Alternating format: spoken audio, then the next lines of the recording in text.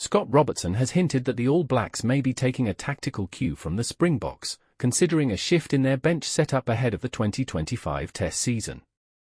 South Africa's use of a forwards-heavy bench, known as the Bomb Squad, proved highly effective in their back-to-back Rugby World Cup wins in 2019 and 2023. They initially used a 6-2 split between forwards and backs, later experimenting with a 7-1 split that France also successfully used in the recent Six Nations. Please subscribe this channel to support us. While New Zealand has traditionally stuck with a 5-3 split, valuing their depth in the backline, Robertson suggested that the All Blacks might need to adapt to stay competitive. With the depth they possess, the All Blacks are one of the few teams who could realistically implement a similar strategy. Robertson told Sport Nation Scotty and Izzy Show that they are analysing the data and impact of different splits. Statistically, it's powerful. 6-2s, 7-1s have been successful as well.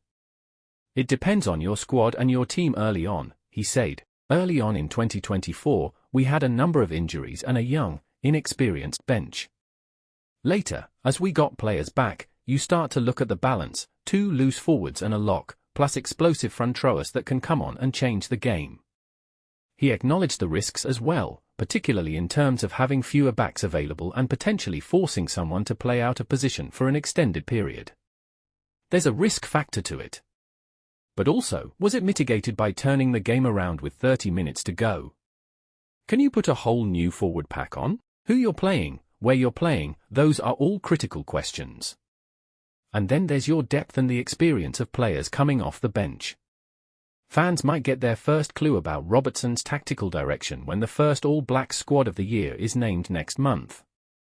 They're set to face France in a 3-test series, and a number of players are making strong cases for selection through Super Rugby Pacific performances.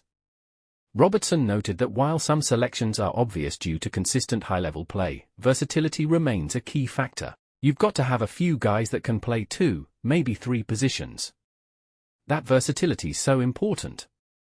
The squad will consist of 35 players, 24 forwards and 15 backs, which means every spot, and every role, will matter as the All Blacks look to reshape their strategy for the next chapter.